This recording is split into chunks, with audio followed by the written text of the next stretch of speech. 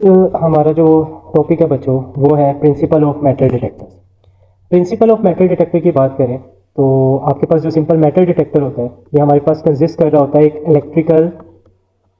Electrical oscillator के ऊपर।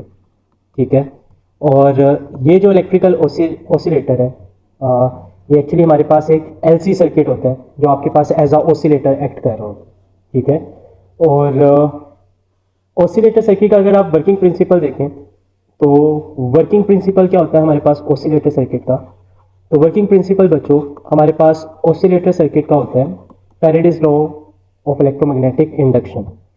और बीट्स दूसरा फिनोमिना है जो इसके वर्किंग प्रिंसिपल के अंदर आपके पास हो रहा होता है। तो वर्किंग प्रिंसिपल की बात करें तो इट वर्क्स ऑन फैराडेज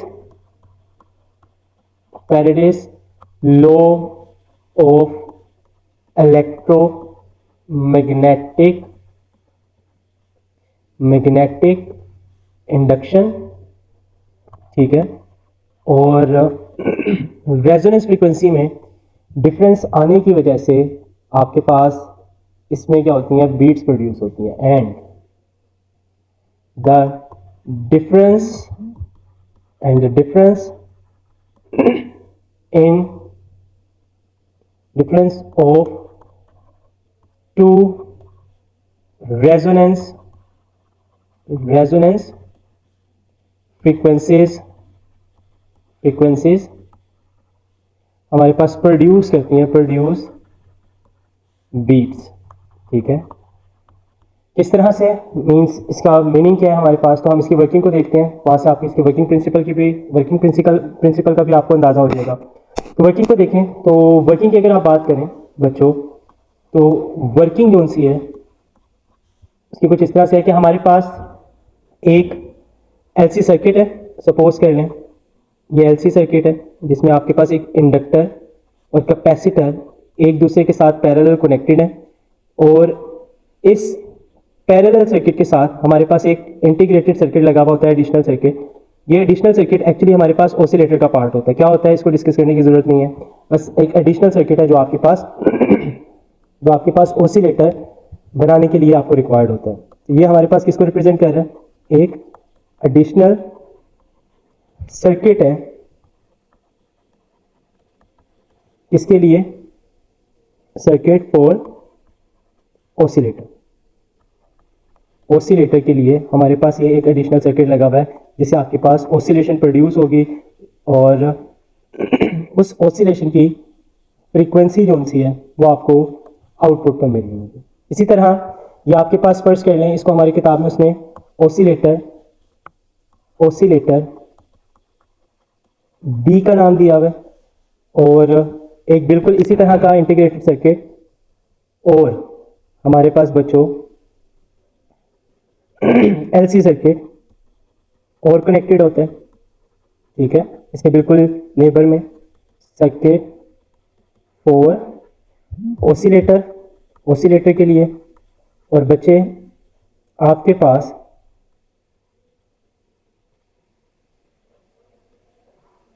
इस ऑसिलेटर सर्किट के साथ भी हमारे पास एक पैरेलल आरएलसी सर्किट लगा हुआ होता है। ठीक है। हमारे पास एक पैरेलल आरएलसी कह रहे सॉरी एलसी सर्किट लगा हुआ होता है। ये फर्ज कर लें आपके पास एलसी सर्किट। अब इसको हमारी किताब में ऑसिलेटर ए का नाम दिया गया। ठीक है।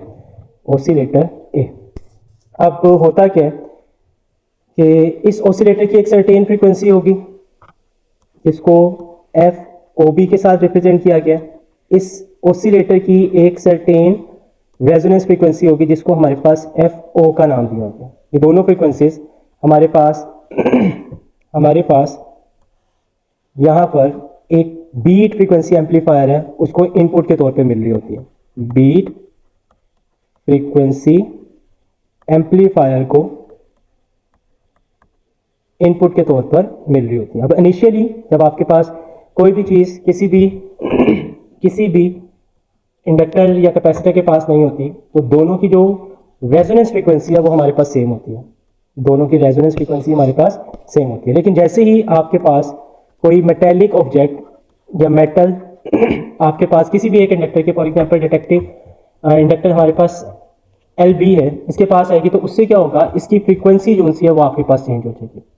उससे क्या होगा, हमारे पास रेजोनेंस फ्रीक्वेंसी जो सी है ऑसिलेटर बी की आपके पास चेंज हो जाएगी। जैसे ही मेटल इसके पास आती है, मेटल पास आने से आपके पास एल बी की वैल्यू डिक्रीज करती है, जिसकी वजह से आपके पास जो ऑसिलेटर की फ्रीक्वेंसी है वो हमारे पास इंक्रीज कर जाती है। और जैसे ही फ्रीक्वेंसी इंक्रीज करेगी तो आपके पास बच्चों जो फ्रीक्वेंसी डिफरेंस है वो नॉन जीरो हो जाएगा। मींस आपके पास बीट्स प्रोड्यूस होना स्टार्ट हो जाएंगे और इन बीट्स को हमारे पास ये एम्पलीफाई करेगा और आगे स्पीकर को इसकी इंफॉर्मेशन प्रोवाइड करेगा, जो आपके पास एक लाउड साउंड की शक्ल में सिग्नल देगा कि आपके पास कोई मेटेलिक ऑब्जेक्ट जो है वो ऑसिलेटर के नज़दीक आया।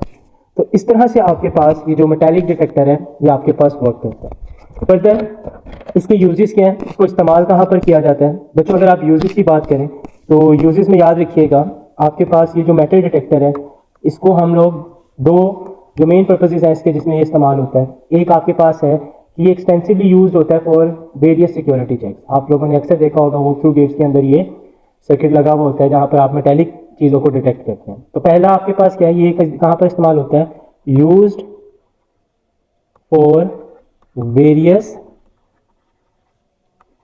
सिक्योरिटी चेक्स, ठीक है। और सेकंड यूज इसका जो है वो आपके पास जो बरीड मेटल्स हैं उनको लोकेट करना है। आप लोगों ने मेटल डिटेक्टर देखा होगा जो बरीड मेटल्स को डिटेक्ट करने के लिए इस्तेमाल किया जाता है, उसके अंदर भी बच्चे यही सर्किट इस्तेमाल हुआ होता है।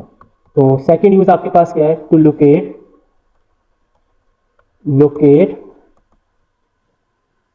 The buried